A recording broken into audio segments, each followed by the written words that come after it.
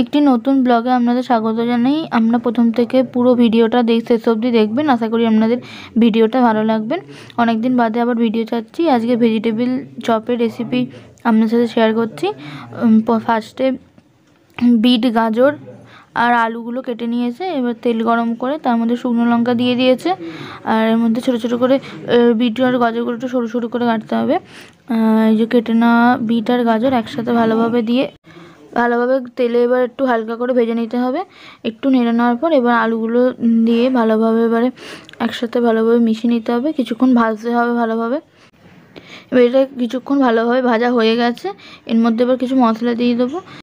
পরিমাণ মতন হলুদ, স্বাদ মতন নুন, আর একটু সামান্য মিষ্টি হওয়ার জন্য এর মধ্যে স্বাদ মতন চিনি দিতে হবে।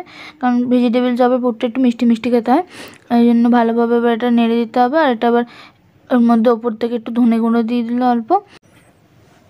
এবার মশলাগুলোর সাথে এটা একসাথে ভালোভাবে মিশিয়ে নেওয়া হলো।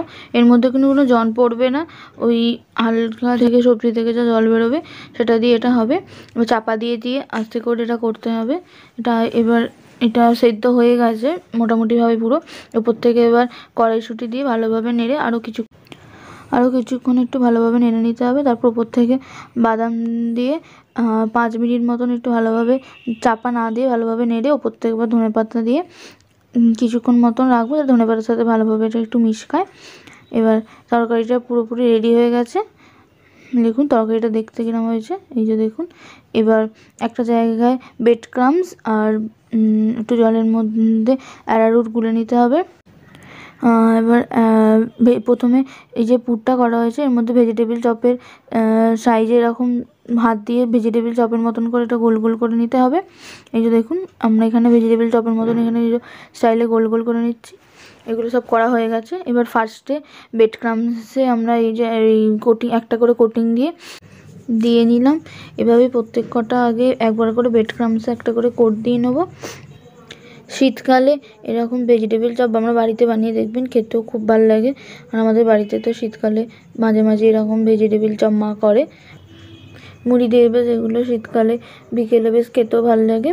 আর এখানে যতগুলো মা করে নিয়েছে প্রত্যেক কটাতে এবার কোটিং দিয়ে নিয়েছে। এই দেখুন একবার করে কোটিং দেওয়া হয়ে গেছে। এবার এটা অ্যারারুটে যে জল করেছিল সেই অ্যারারুটের জলে চুবিয়ে আবার ব্রেড ক্রাম্বসে একটা করে কোটিং দিয়ে নেবে একটু শক্ত করার জন্য। একটু মোটা করে কোটিং দিতে হবে যাতে তেলে ছাড়লে এটা খুলে না যায়। ঠিক মতন দেখুন এরকমভাবে দিয়ে দিচ্ছে একটু মোটা করে। এভাবেই প্রত্যেক কটা করে নেওয়া হয়ে গেছে। এবার এটা কিছুক্ষণ 15-20 মিনিট মতো আমি ফ্রিজে রেখে দেওয়া হয়েছিল যাতে জিনিসটা শক্ত হয়ে যায়। এবার তেল গরম করে এবার একটা একটা করে ছেড়ে দিতে হবে, হালকা করে ছাড়বেন। এবার কিছুক্ষণ যতক্ষণ না কালার হচ্ছে একটা পিঠ ব্রাউন হওয়া অবধি এটা তেলে হবে।